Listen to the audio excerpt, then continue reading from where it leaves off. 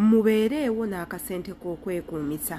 mubeereewo n'akasente k'okwekuumisa temwemalaako ssente nga muli mu biyumba mulekerawo okusindika ssente zonna ozeemalako nga muli mu biyumba lwa nsonga bw'ofuniraawo ekizibu ani agenda okukuyamba bw'ofuniraawo ekizibu nga kyetaaga ssente ogenda kukola otya bw'obeera nayo n'akasente ko aka emergency n'obeera n'akasente ke tuyita emergency money mu nsawo yo nze ndowooza kyekyokulwanyisa ekisinga naddala ffe abali eno abakolera mu nsi z'abagwira ekintu ekyo nkyogerako nnyo nsiiba nkyogera ne mbagamba bannange emergency money yeetaagisa bwe bakuwa omusaala gabanyaamu ssente zo at least ku musaala ogwo osigazeeko emitwalo 10 nga ggwe omuntu ntegeeza 100 reals beerako n'emitwalo 10 nga ggwe egijo omuntu ng'omanye ekintu we kyabikira bwe kiti igwe osobola okwetaasa mu bunnambiro nnyo wabula nga nyenze Shila Adita bw'oba subscribinze ku YouTube channel yange eno munange okola ekintu ky'amaanyi nnyo subscribinga kwata ku kadaako buli video gye nteekayo egenda kuba nga ekutuukako bulungi nnyo ate era bw'oba okomentinze nakyo kitukolera komenti nga tumanye entegeerayo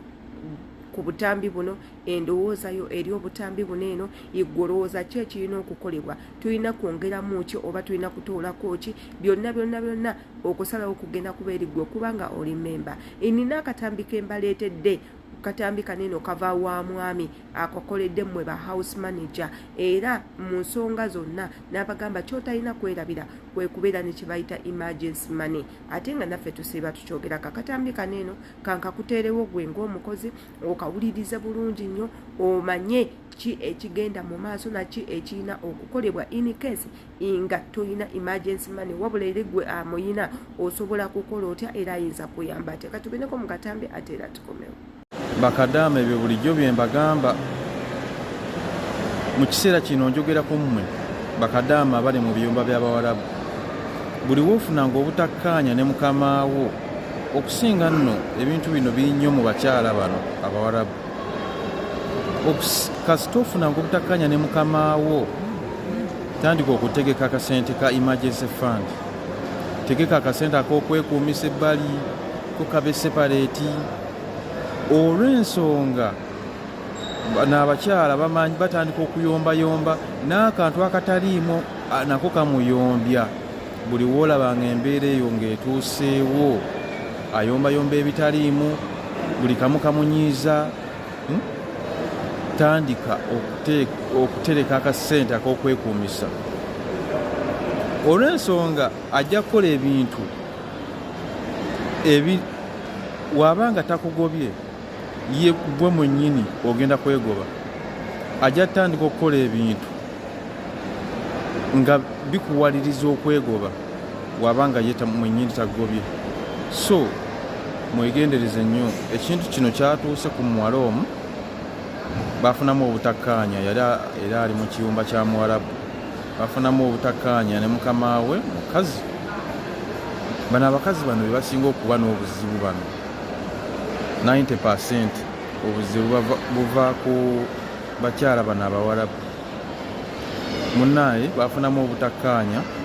nga wobimanyiira bibeera mu biyumba kati madamu n'amugamba omuwala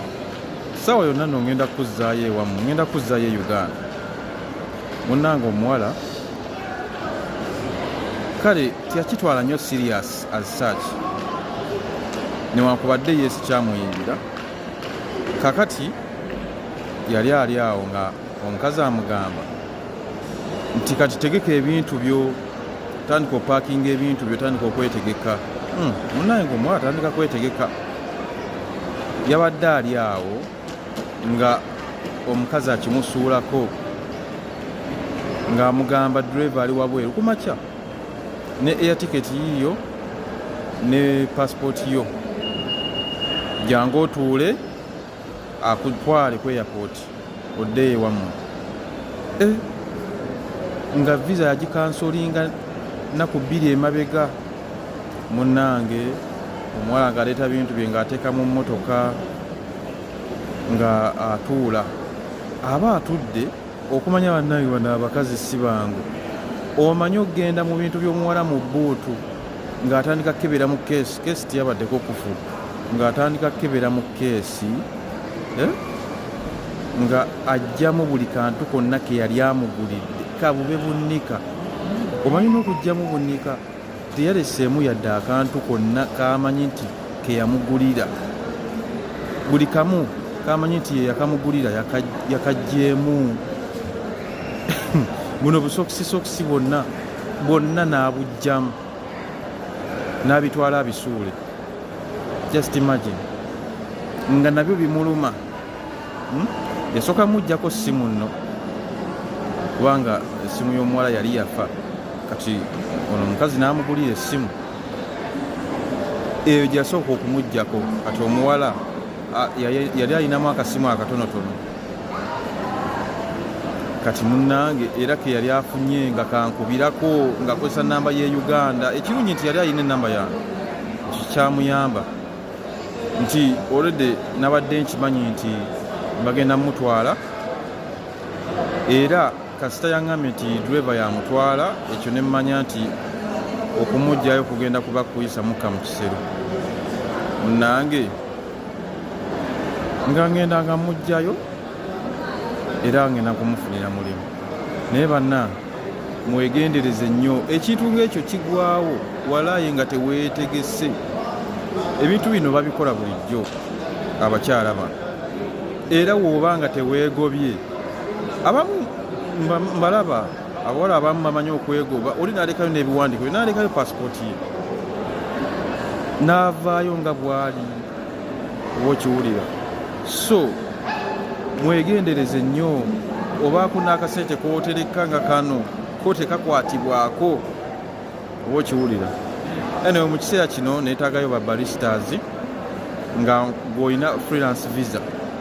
ba employers bandi bubi eri abansabye aba barista nga balina freelance visa okukola mu global village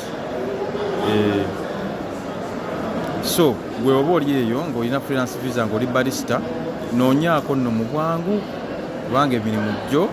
weegiri sigenda kujjako yadde 10 gwe barista nabagambye babarista ne bakyefu sibajjako yadde 10 so munoonyeeko nsobole okubawa emirimu gino nammwe mwenna abandyetaaza okusoma kosi ya chef ne barista nyongera okubategeeza nti tugenda maaso n'okusomesa era ne tubayambako okufuna emirimu gino kubanga emirimu gyo ye sizoni yagyo kasatu natuuka mu Apple nja kuba sikyetaaga banoonya mirimu gya barista ne chef olw'ensonga gijja bagitandisa okukendeera kubanga tujja batuyingira sama so mwabaginoonya mwandiginoonyeza mu kaseera kano kubanga yeno sizoni yagyo oba okiwulira so tetubaviirebo endowooza muwulidde bulungi nnyo ekiva ku sayidi y'oyo omwami sayidi y'oyo omwami agamba era ye nga abadde ateesa nti nno mwenna ba house managers mutandike okuterekawoko n'akasente terekayo akasente igwe olukuba omusaala toguyibana olw'okuba oyagala osindika sente tuula wansi otandike okupulaninga nga tonnabazisindika ogambe nti yadde siina kizibu naye sente zange ezinsasulwa ez'omusaala ngenda kubanga buli mwezi injijako 50 riyals zimbeere ku kido 50 riyals ezo nga sizakugulamu buswiti sizakugulamu buchokolate sizagulamu bumpwanki wabula upkeep wo nga gwe omukozi upkeep agenda okuyambako mu mbeera yonna tulina baganda baffe abafuna ebizibu mu biyumba nga beetaaga okutoloka naye nga ne sente ezibatambuza tebaziyina abamu ne bafundikira nga badduse budduse ate ne badda ku street nga ku street jaddukidde talinayo omuntu yenna gwamanyi talina waatandikira talina yadde 10 ekigenda omugulira ekyokulya abamu ku bo inga neyo jaddukidde ebbanga lyagenda omumalayo talina na sente zigula bikozesebwa ng'obusenya deodorant pads nickers sabuni nga talina kintu kyonna ndowooza obutambi obwo muzenga mu bulaba naye we weetegeka n'ogamba nze kati neetegese kankwate ebyange byonna imbisibeko ebbali obeerewo n'akamusente kaka emergency obeere ne ikamayo obeere ne passport copy yo ogikube ekifaananyi ebeere mu ssimu yo obeere ne ikamayo ng'ogikubye ekifaananyi nga eri mu ssimu yo nga ne original ogirina bulungi nnyo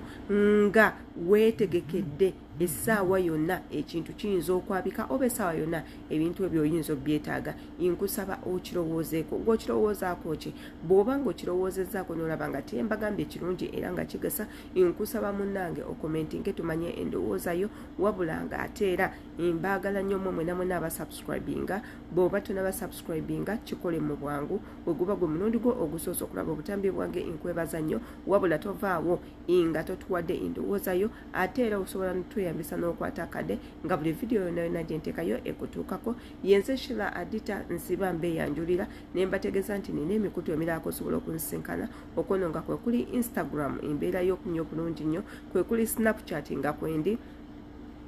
ayagala okunkubirako osobola okunfolowinga ku Snapchat, osobola okunkubira essimu neeyitamu, wabula nga ne ku Instagram okuba essimu neeyitamu,